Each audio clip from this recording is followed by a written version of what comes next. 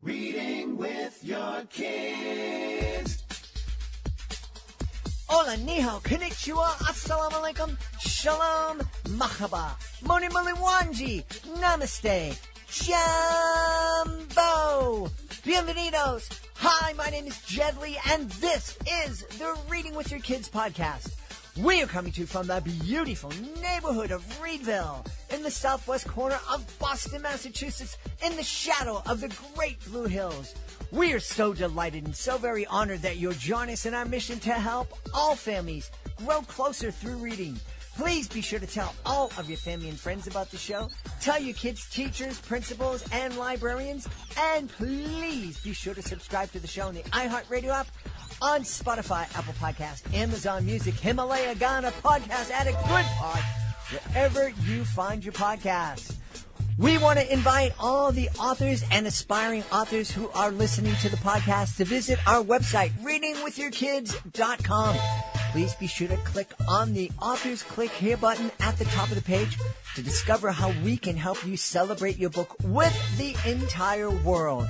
Now, you know, if you are an author, especially an independent or self-published author, you probably had no idea that when you were writing your book and getting it published, you had no idea that once that book was published, that you became the CEO of a small business, your book business. Yeah, it is. It's a business now.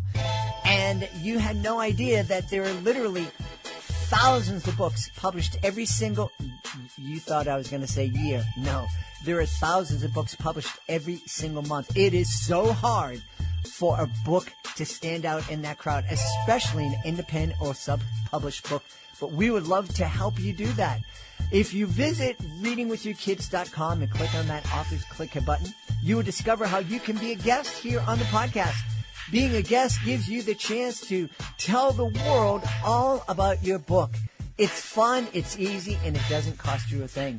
You can also learn about our Certified Great Read program. This is a program that has helped so many authors. You can also discover our monthly promotion program. We're really excited. We've helped so many authors to date, and we would love to help you. Please go to readingwithyourkids.com, click on that Authors Click Here button at the top of the page, and discover how we can help you celebrate your book with the world. I have a feeling this is going to be a lot of fun. Our guest is here today to celebrate the second edition of his book. It's called 4 Lessons from My 3 Sons. Please welcome to the show, Jeff Nelligan. Hey, Jeff, how are you? Hey, Jed, thanks for the intro, and it's great to be here. And I have to say, I just love the whole thesis and the ethos of what you do. Building relationships with families, kids and parents building a relationship. Nothing more important. It's at the core of my book. It should be at the core of every parent's kind of thrust throughout the childhood and the adolescence of their kids. I absolutely agree with you. And so I'm guessing from that statement, 4 lessons from my 3 sons, we're not talking about lessons that you watched, that you learned watching that old sitcom from way back in the 50s. No, and you do remember it. Yes, I my son. Yes. Fred McMurray. Fred McMurray, yes. And you and I are the only people listening right now who probably get that reference. But that's okay. I know. Yes, you're right. So you have 3 sons that are, we were talking a little bit beforehand. They're quite successful. They've achieved some and graduated from some amazing universities. What kind of lessons are we talking about? You know, from early on, and maybe Jed and your listeners will understand, from early on, as a parent, in building those relationships you talk about in your motto, I wanted to raise my sons. I didn't want the culture to raise my sons. Mm-hmm. And that meant a lot of engagement. And I will tell you, coincidentally enough, much of that engagement began with reading to them. And when I say reading to them, I mean at least an hour a night. And then secondarily to that, something that may seem dramatic to parents today, no screens. Mm. And the four basic lessons are time honored and eternal. Just personal conduct, being on time, dressing in the correct clothes, greeting an adult with a handshake, looking in their eyes. The second part was building their confidence, sending them into situations where they had to sink or swim, but slowly building that idea that they could go out in the world and hold their own. The third lesson that I strove to drive into them was resilience in adversity. That is, if they hit a wall, they would immediately think how to get over it or around it onto the next stage. And the fourth one was just inspiring ambition in them.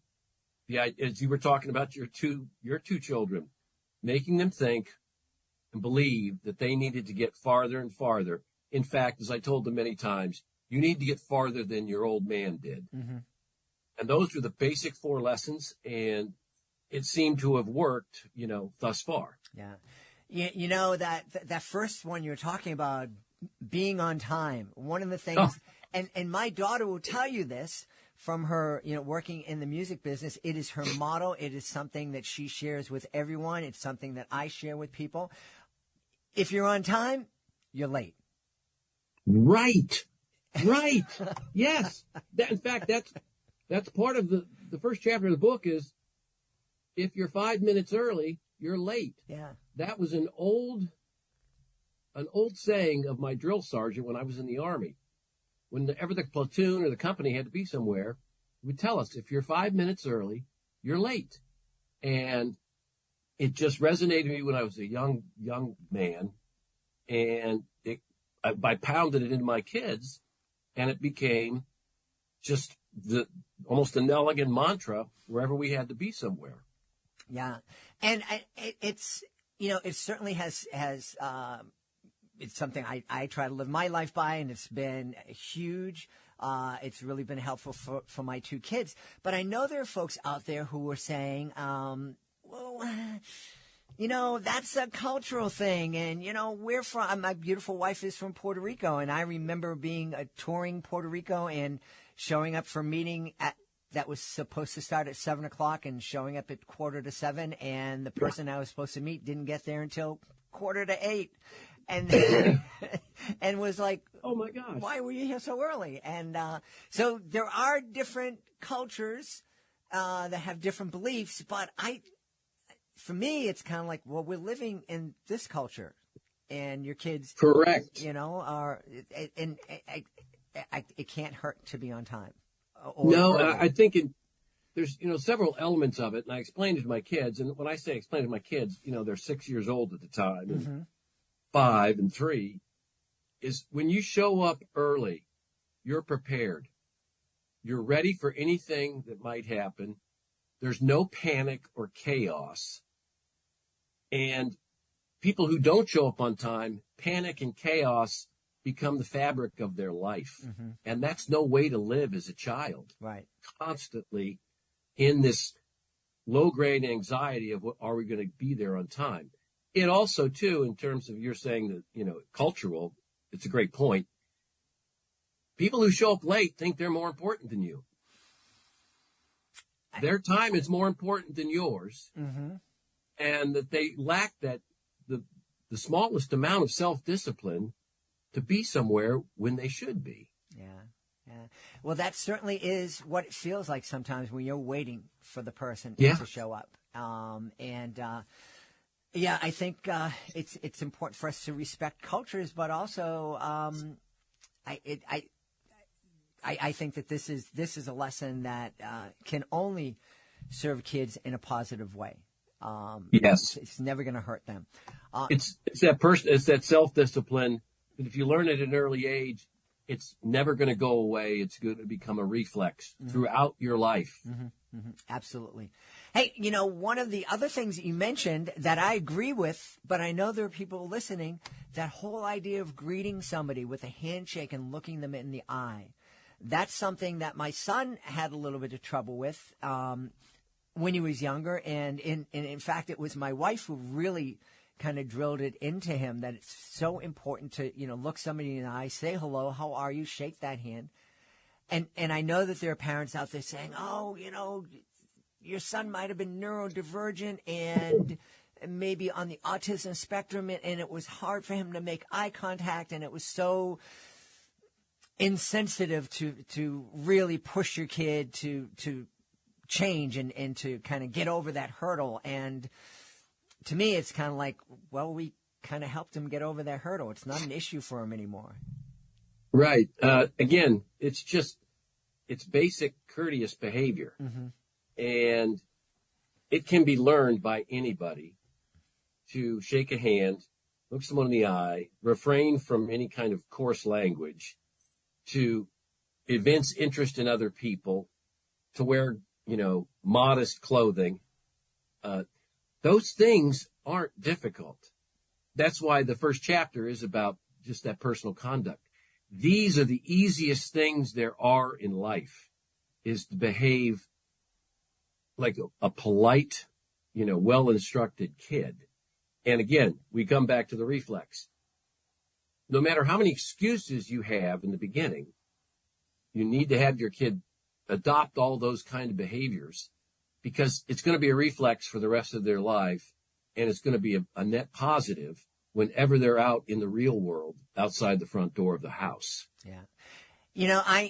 And again, I know that there are people listening to this and they're going, these are two old white guys talking about this stuff, and why are we listening to them? And I'm almost 100 years old, so I own being an old white guy. You're probably not as old as me, but we are, of a certain age, where people would think that our thinking is kind of antiquated and old-fashioned. What would you say to that person? I would say to that person, when they have to be somewhere and they're sitting there and someone shows up 15 minutes late, to think about, wait a minute.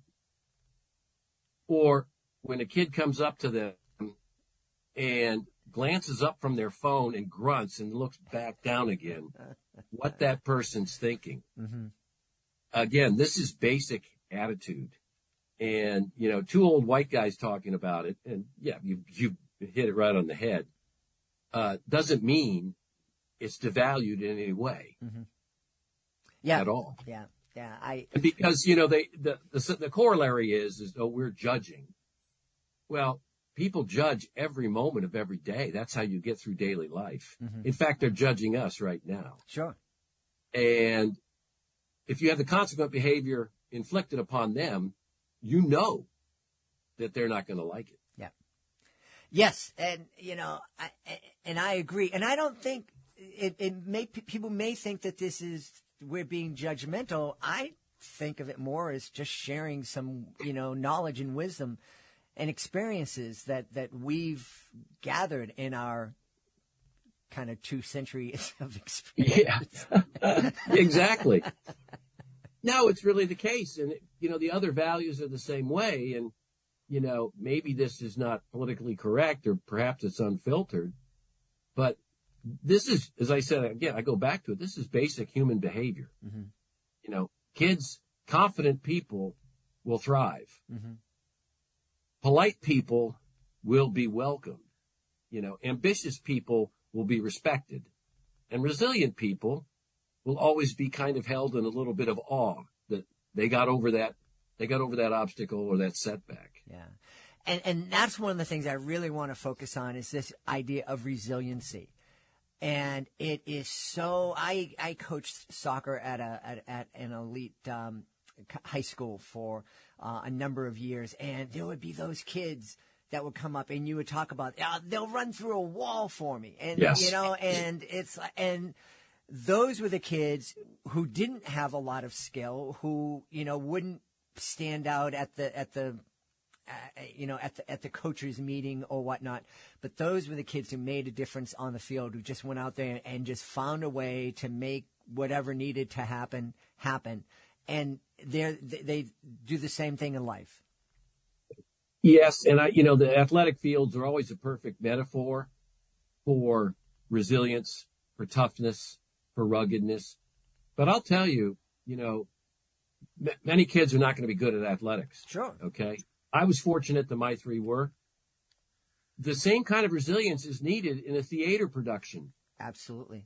Or in a marching band or a concert ensemble or in a robotics club or in any kind of endeavor where a bunch of like-minded kids have come together to pursue a goal. They generate that camaraderie.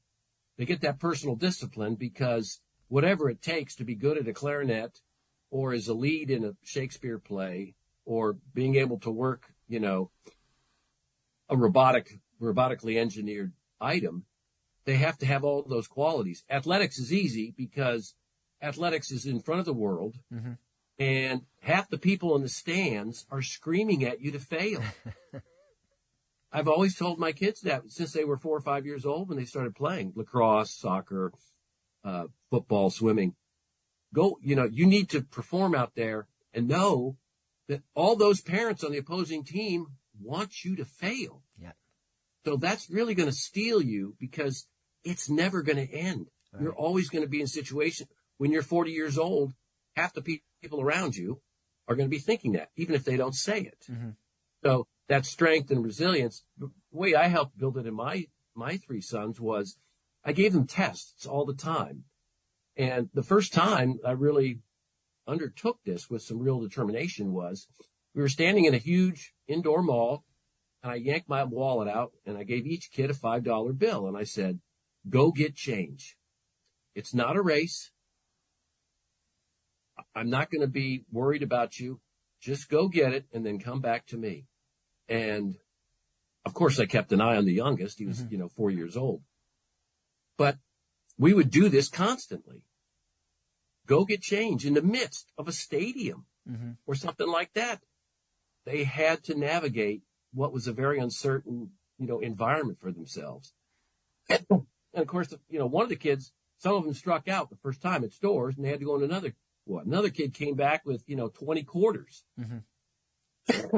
But they had to do it. And later on, the tasks increased. I said, we pull up to 7-Eleven in kind of a sketchy neighborhood.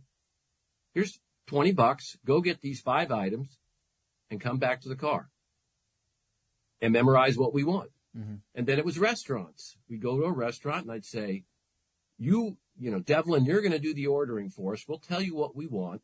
And then you have to tell the waitress or the waiter. And we go to an airport. Here, Braden, is all the information. Go get us our boarding passes. So they constantly had these tests. And sometimes the tests were not public. For example, we go out on a cold day and one of the tires is disinflated. So I showed them how to use the pump, plug it into the wall, run the extension cord, take the tire off, push the right button on the pump, the AC. And this is how it's going to be done. Because next time this happens, you're going to do it, not Dad. And I don't care how long it takes you, but you're going to do it. So all these kind of tests just continue to build that confidence and that resilience that they can pretty much see themselves through anything. And it obviously had, quite an effect as it accumulated because in their current jobs, they have enormous responsibilities, and they have the ability to get through very tough situations. Yeah. Now, I know that all the parents who are, they cringe when you talked about sending your kids out in a mall or a stadium to get changed. They've already passed out, so they're not listening anymore. Right. But I mean, you hit on it at the, just a moment ago. It's doing this. It's not about getting the kid to do this thing. It's about giving your kid the experience that's going to build up their confidence. Right. When they finish, when they achieve this thing that they're afraid of or nervous about, and then they're out and they're able to do it, it's like, yeah, I did that. I can do something else. This next challenge, I remember how scared I was, but I was able to figure it out, and we can do it with this thing too. That's exactly it. And, it does have real world consequences. The youngest kid was once in a mall with a bunch of irresponsible parents who left 3 kids behind in a food court and took the other 13 into a movie theater. And they just hadn't done the counting of the kids. So here's my kid, 5 years old, standing there. Everyone's vanished. The place is thronged with people. And he's got these 2 kids who both are in tears, his 2 pals. And he remembers what I told him. I said, when you're at somewhere, we were at a college football game, and I said, if you guys are short, if you get lost, just look for that guy or that woman with a stripe running down their pants, because that's either a security guard or a soldier, and just run up to them and grab them by the leg and say, I need help. Mm-hmm. So it never even flinched. He realized that situation. His parents were long gone, and that's what they did. He told the 2 other kids who were crying, and about 5 minutes later, they saw a security guard and did exactly what they were told to do, and he got them to the parents. But so it does have real world ramifications, that confidence that may be divorced from what you taught them earlier, mm-hmm. that they have the ability not to cave in and fold and panic. Yeah. You're preaching to the choir here. And but I know I do know that some of the things that we're saying here are considered archaic and old school and not as sensitive as we need to be. And how in the world could you tell your kid to go up to a stranger with a stripe on his leg? But yeah, and all those things. Yes, we might be, and yes, it's different, and there might be a danger, but it worked for a whole long time. That's why they call it old school. Yeah. And old school means that whatever was done old school has endured. Yeah. For a long time. And that's the idea of the book in general. Is it's a very unfiltered book, and I've been criticized for some of the stuff that I've said in it, but it's just common sense from eras gone by where it worked, and errors today where it will work. Mm-hmm. Yeah.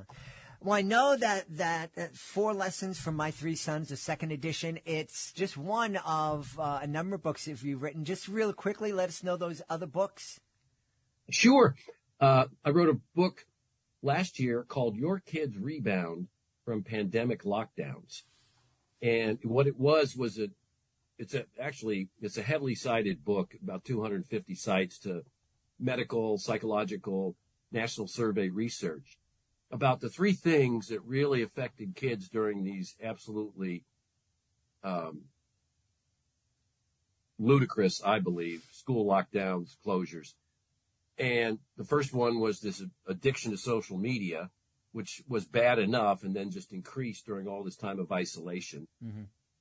The second thing was this loss of confidence because kids were not around other kids. Their own frailties kind of took over. Mm-hmm. It's the socialization that we all need, particularly young people, is to be around other young people. And the third part was just the absolute physical deterioration of an entire generation of sitting on their fannies for 2.5 years. Yeah. And so the book talks about what had happened, and then it offers solutions to those 3 items where the damage was most acute. Mm-hmm. Excellent. Yeah, and much needed because we're still getting over that pandemic, and I think kids are and families are going to be needing to get over that for a long time. They sure will. It part of its social media addiction. It's also too just the educational losses that were tremendous, and again just that frailty. More and more kids having depressive episodes. Like 50% of girls between the ages of 10 and 19 having a major depressive episode in 1 year. Mm-hmm. And that, there's no one, I don't cheer that on. Obviously it's traumatic, but that's what the results were. And the book kind of provides a way for parents to kind of help their kids regain that confidence again, that confidence in being out in the world and being around people and being able to behave and act in, the carefree youth ways that they should be reacting in. Yeah, so important. Jeff, where can we go to find out more about you and find out more about these books and all this wisdom that you're sharing? Oh, you're too kind. Certainly. Four Lessons for My Three Sons, the second edition, is on Amazon. It can be found on my website, www.nelliganbooks.com. I'm on Instagram at Nelligan_books and on Facebook at Jeff Nelligan Books. All right. We've had a great time speaking to the author of Four Lessons from My Three Sons. Our guest has been Jeff Nelligan. Hey, Jeff, thanks so much for being with us. Hey, thanks again for having me, Jed. And thanks for what you're doing, building stronger relationships with families. That's priceless. Thank you, my friend. We hope you've enjoyed this episode of the Reading with Your Kids podcast and will join us for the next exciting episode of the show. We are so grateful that you're part of our beautiful Reading with Your Kids family. We'd love for you to connect with us on social media, facebook.com/readingwithyourkids, at Reading with Your Kids on Instagram, at Jedly Magic on Twitter. If you are on LinkedIn, please connect with Jed Doherty. We also have a Reading with Your Kids page on LinkedIn. We would love for you to visit our website, readingwithyourkids.com. Authors, click on the Authors Click Here button to find out how you can be a guest here in the show and find out how we can help you celebrate your book with the world. And also, parents, please be sure to visit readingwithyourkids.com to download our free online magazine. Hey, we want to thank the folks who made today's show so wonderful. Of course, we want to start by thanking our amazing guest. I also want to thank my team, Fatima Khan, Rory Grady, Chris Doherty, Ann O'Leary, Soji Franklin. I want to thank my beautiful wife for all the support she gives me. Most of all, we all want to thank you. Thank you so much for taking the time to join us today. And thank you so much for taking the time to make the world a better place by reading with your kids. I'll be looking for you in the next edition of the Reading with Your Kids podcast.